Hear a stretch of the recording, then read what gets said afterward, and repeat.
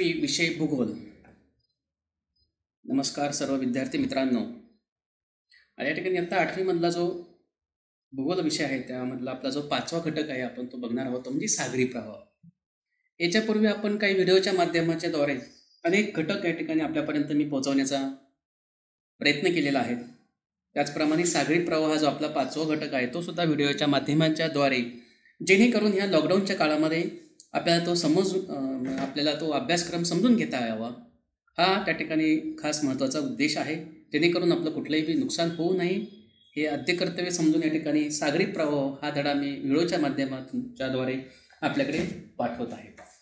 सागरी प्रवाह, आता थोडक्यात काय म्हटले, सागरी प्रवाह म्हणजे सागराचे प्रवाह। जसे जमिनीवरती भूपृष्ठावरती रस्ते असतात, रस्त्यांचं जाळं असतं, तसं सागरी प्रवाह म्हणजे काय? थोडक्यात इथे काय म्हटलं, आठव एखादा पदार्थ प्रवाहित केव्हा होतो। बरं, पदार्थ प्रभावित होतं म्हणजे नेमकं काय घडतं? म्हणजे प्रभावित शब्द हा एखादा इथं फार महत्वाचा आहे, लक्षात घ्या।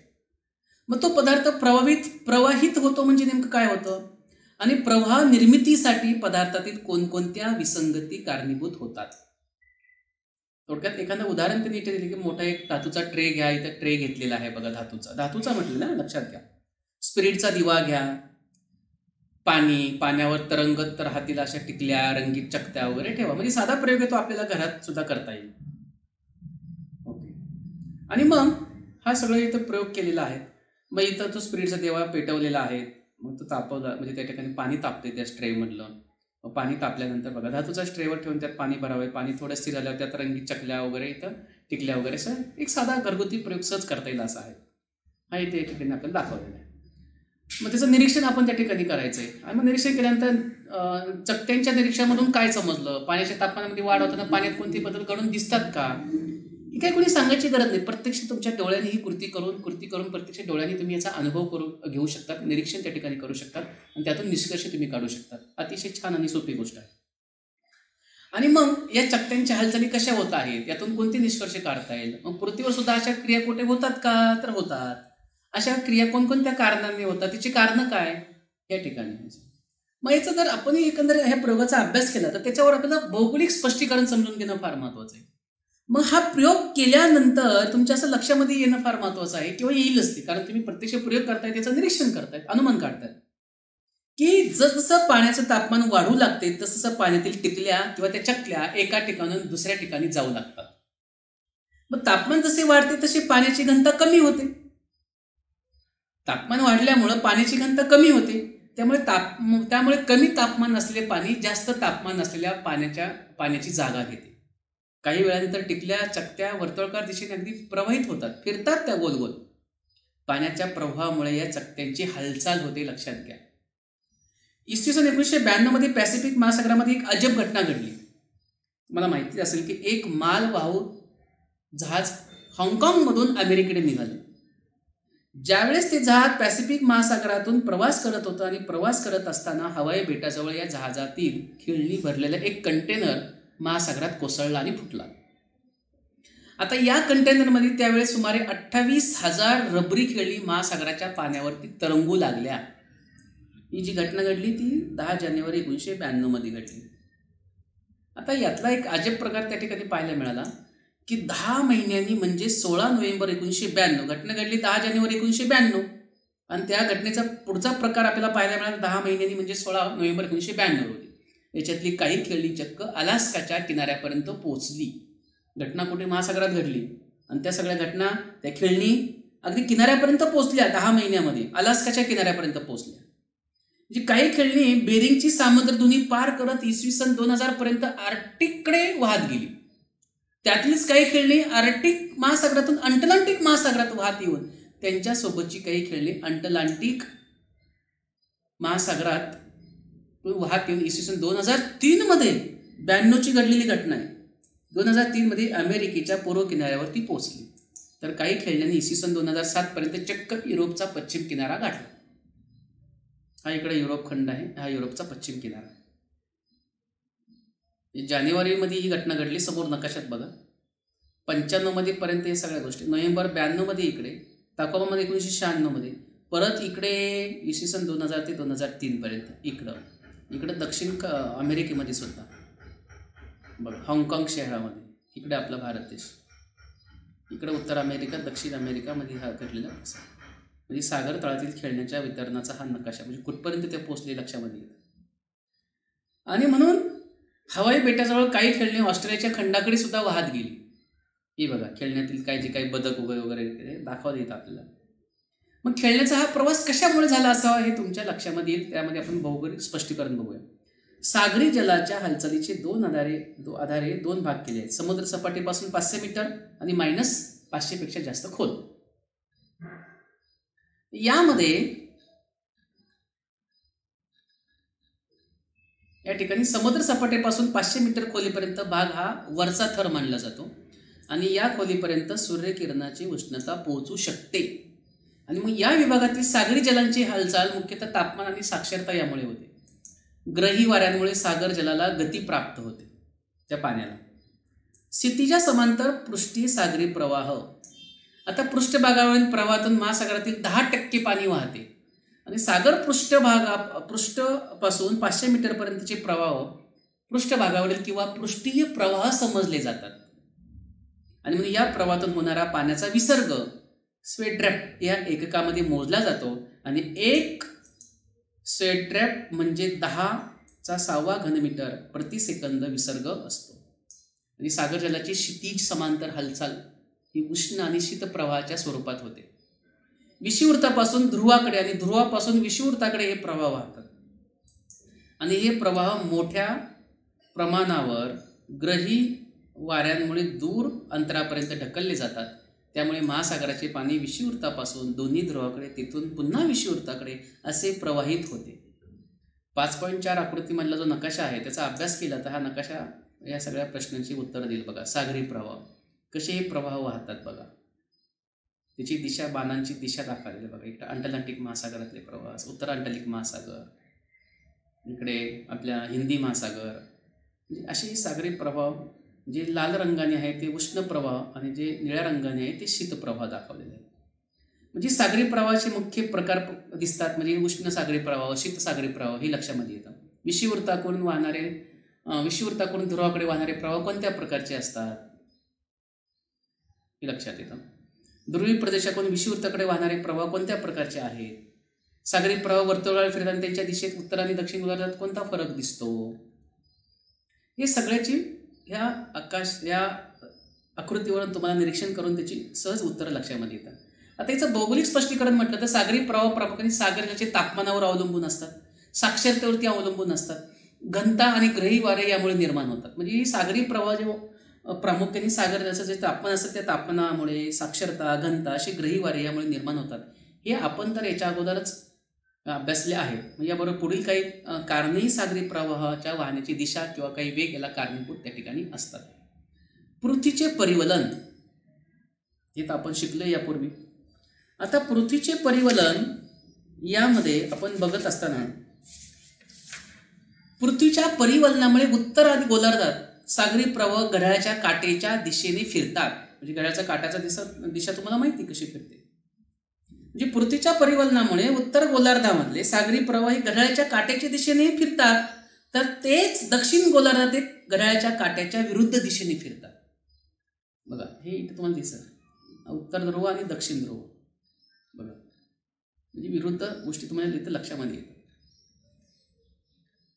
आणि मग भूखंड रचना, किनारपट्टीच्या रचनेनुसार सागरी प्रवाहाच्या दिशा बदलतात. सागरी प्रवाहाचा साधारण वेग ताशी 2 ते 10 किलोमीटर असतो. सागरी प्रवाह उष्ण शीत अशा 2 प्रकारामध्ये विभागता येतात. मग सागरी प्रवाहाचे मानवी जीवनावर काय परिणाम होतात तर खूपच परिणाम होतात. हे यातून आपल्याला खूप महत्त्वाची गोष्ट समजून घेणं फार महत्त्वाचं आहे. मग सागरी प्रवाहाचे परिणाम मानवी जीवनावरती होतात तर 100% होतात. तर काय होतात हे समजून घ्या. या ठिकाणी सागरी सानिध्य असलेल्या, म्हणजे जे सागराच्या आसपास राहणारे लोक आहे किंवा जो प्रदेश आहे या सागराच्या आसपास जवळ असणाऱ्या, ज्याला आपण सागरी सानिध्य असं म्हणतो, अशा सागरी सानिध्य असलेल्या प्रदेशातील हवामानावर सागरी प्रवाहाचा विशेष परिणाम होतो. कारण उष्ण सागरी प्रवाह थंड प्रदेशात ज्या किनारपट्टी जवळून जातात तेथे हवामान उबदार बनते आणि काही प्रदेशाचे पावसाचे प्रमाण वाढते. उदाहरणार्थ पश्चिम युरोप, दक्षिण अलास्का, जपानच्या किनाऱ्याजवळून वाहणारे जे काही उष्ण प्रवाहामुळे तेथील थंडीची तीव्रता कमी होऊन हवामान उबदार बनले जाते. त्यामुळे तेथील बंदरे हिवाळ्यात गोठत नाहीत उबदार हवामानामुळे. मग सागरी प्रवाह नसते तर समुद्र आणि महासागरातील पाणी संचित राहिले असतं, साठून राहिलं असतं, एकाच ठिकाणी राहिलं असतं. आणि एका ठिकाणी पाणी साठून राहिलं तर काय परिणाम होता तुम्हाला माहितीच आहे. आणि म्हणून अशा पाण्यात सजीवांना आवश्यक खाद्याचा पुरवठा झाला नसतात. पाणी जर एका ठिकाणी राहिलं असतं साठून तर त्याचा परिणाम सागरी जीवसृष्टी आणि तेथील परिसंस्था मर्यादित राहिल्या असत्या, वाढ झाली नसती, पर्यावरणाचा समतोल त्या ठिकाणी राहिला नसता आणि मानवाला त्याचे फायदे झाले नसते. उष्ण आणि शीत प्रवाह जिथे एकत्र येऊन मिळतात त्या भागात वनस्पती वाढ होते, शेवाळाची वाढ होते, प्लवंक वाढ होते आणि हे माशांचं आवडीचं खाद्य आहे. आणि त्यामुळे त्या ठिकाणी मोठ्या प्रमाणावर मासे येतात आणि त्याचे प्रजनन होते, वाढ होते, माशांची वाढ होते. म्हणून अशा भागात मोठी मत्स्य क्षेत्र निर्माण झालेली आहेत. आणि अटलांटिक महासागरातील उत्तर America खंडाजवळ grand bank, Europe खंडाजवळील डॉगर bank ही काही महत्त्वाची उदाहरणं या ठिकाणी आपल्याला पाहायला मिळतील. आता उष्ण आणि शीत प्रवाह जिथे एकत्र येतात त्या भागामध्ये दाट धुके निर्माण होते आणि असे धुके वाहतुकीस बाधा आणणारे असते. कारण दाट धुक्यामुळे सागरी प्रवाहामध्ये जी वाहतुकीतला अडथळे निर्माण होतात. न्यू फाउंडलँड बेटाजवळ गल्फ उष्ण प्रवाह आणि लॅब्राडोर शीत प्रवाह एकमेकांना मिळतात आणि त्यामुळे दाट धुके निर्माण होते आणि शीत सागरी प्रवाहामुळे ध्रुवीय प्रदेशाकडनं हिमनग वाहत येतात. म्हणजे बर्फाचे नग, हिमनग त्याला आपण म्हणतो. आणि असे हिमनग सागरी वाहतूक मार्गावर आले तर जहाजांना मोठा धोका होतो. त्यांचा धक्का बसला तर जहाज फुटू शकतात, बुडू शकतात. आणि म्हणून सागरी प्रवाह जलवाहतुकीच्या दृष्टीने अतिशय महत्त्वाचे आहे. कारण सगळ्यात स्वस्त वाहतूक जी होते ती फक्त सागरी मार्गानेच होते. मग सागरी प्रवाहाला अनुसरून जलवाहतूक केली असता जहाजांचा वेग वाढून वेळेची आणि इंधनाची बचत होते, वाहतूक खर्च कमी होतो. म्हणून शीत सागरी प्रवाह लगतच्या किनारपट्टीवर पर्जन्याचे प्रमाण कमी असते. उदाहरणार्थ पेरूसारखा, चिलीसारखा, नैऋत्य आफ्रिका येथील ओसांड वाळवंटी प्रदेश. आता खोलवर वाहणारे सागरी प्रवाह 500 मीटरपेक्षा खोलीवरील जलात देखील प्रवाह असतात आणि त्यांना खोल पाण्यातील प्रवाह असे म्हणतात. खोलवर वाहणारे हे पाण्याचे प्रवाह सहसा महासागरातील वेगवेगळ्या, हे बघा, उष्ण प्रवाह, हे थंड प्रवाह कसे मिळतात. आणि जिथं उष्ण आणि शीत प्रवाह मिळतात या ठिकाणी तिथं वनस्पती, शेवाळ या गोष्टींची वाढ होते आणि त्यामुळे मासेमारी, त्यामुळे त्या ठिकाणी मोठ्या प्रमाणात प्रजनन त्या ठिकाणी होतं. हे 500 मीटर खाली शीतप्रवाह आणि थंड प्रवाह. मग अशा या भागातील पाण्याचे तापमान आणि घनतेतील तफावतामुळे तयार होतात. याला उष्णता साक्षरता अभिसरण असं म्हटलं जातं. हे प्रामुख्याने महासागराच्या तळापर्यंत वाहणारे एक प्रवाह असतो आणि सागर जलाच्या पृष्ठभागाखाली नद्याप्रमाणे सतत वाहत असतात. बघा, सतत या ठिकाणी वाहत असतात. मग वेगवेगळ्या भागातील जो पाण्याचे तापमान देखील खोल सागरी प्रवाहाचे एक मोठं कारण आहे. बघा, आणि गरम झालेल्या पाण्याची क्षारता कमी असते, पर्यायाने घनता कमी असते आणि असे पाणी पृष्ठभागावर पुन्हा वर येते. तर गार पाण्याची घनता जास्त असल्यामुळे ते खाली जाते आणि मग ही हालचाल सतत होत असते आणि या सतत हालचालीमुळे प्रवाह निर्माण होतात. साधारणतः ग्रीनलँड, युरोपीय खंड यामधील भागात काही पृष्ठीय जल जास्त खोलीकडे वाहत जातात आणि हे जल खोलीवरून अंटार्क्टिका खंडापर्यंत जाते आणि ते तेथून पुढे या जलाचे उद्धरण होऊन सागरच्या पृष्ठभागाकडे. अशा तऱ्हेने संपूर्ण सागर जलाचे पुनर्वितरण घडत असते आणि असे पुनर्वितरण घडण्यास 500 वर्षाचा कालावधी लागतो. अशा तऱ्हेच्या या हालचालीस वाहतूक पट्ट्यावरून होणारी हालचाल असे समजले जाते.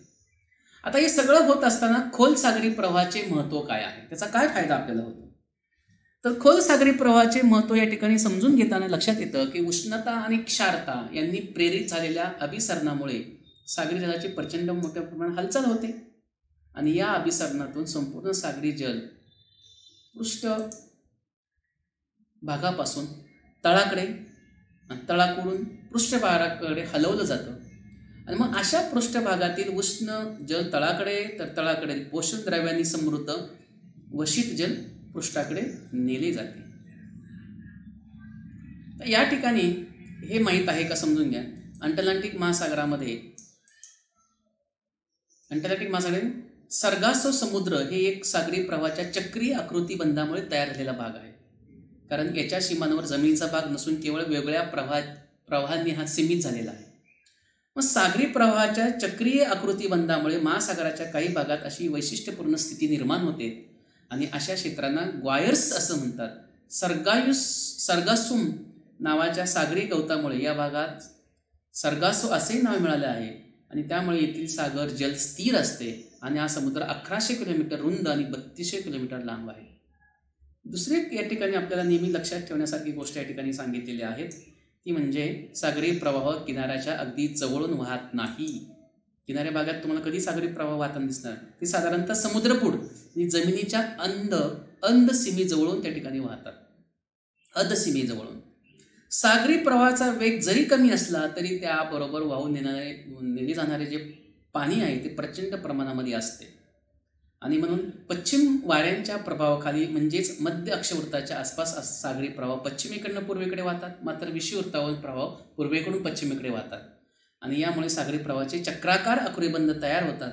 हे या ठिकाणी आपल्याला या आकृतीवरून किंवा ह्या खोल सागरी प्रवाहाच्या आकृतीवरून त्या ठिकाणी लक्षात येतं. म्हणजे थोडक्यात सागरी प्रवाह कसे निर्माण होतात, त्याचा आपला मानवी जीवनावर काय परिणाम त्या ठिकाणी होत असतो, उष्ण आणि शीत प्रवाह ज्या ठिकाणी एकत्र मिळतात तिथं कशा प्रकारे फायदा होतो, वनस्पती जीवन वाढते, मत्स्यमारी त्या ठिकाणी मोठ्या प्रमाणात होते, माशाचं प्रजनन उत्पादन त्या ठिकाणी मोठ्या प्रमाणात होते, त्याचे फायदे मानवाला त्या ठिकाणी होतात. तर एकंदरीत अशा प्रकारे जे काही सागरी प्रवाह आहेत हे सागरी प्रवाह या ठिकाणी आपल्याला या पाठाद्वारे लक्षात येतात की सागरी प्रवाह का निर्माण होतात, कसे निर्माण होतात, जे काही प्रयोगांती उदाहरण या ठिकाणी आपण प्रत्यक्ष पाहू शकतो हे सागरी प्रवाह आणि त्याचं काही हे खेळणीचं उदाहरण या ठिकाणी प्रत्यक्ष घडलेलं 1992 ते 2003-07 पर्यंत कशा प्रकारे ते कुठपर्यंत ते खेळणी पोचल्या यावरून सागरी प्रवाह निर्माण होतात, हे गोष्टी आपल्याला लक्षात त्या ठिकाणी येतात. तर अशा प्रकारे या ठिकाणी सागरी प्रवाह आपला जो 5वा घटक आहे हा आपण या ठिकाणी व्हिडिओच्या माध्यमातून समजून घ्या. आवडल्यानंतर तुम्ही सबस्क्राईब करा, धड्याखालची स्वाध्याय सोडवा. थँक्यू, धन्यवाद.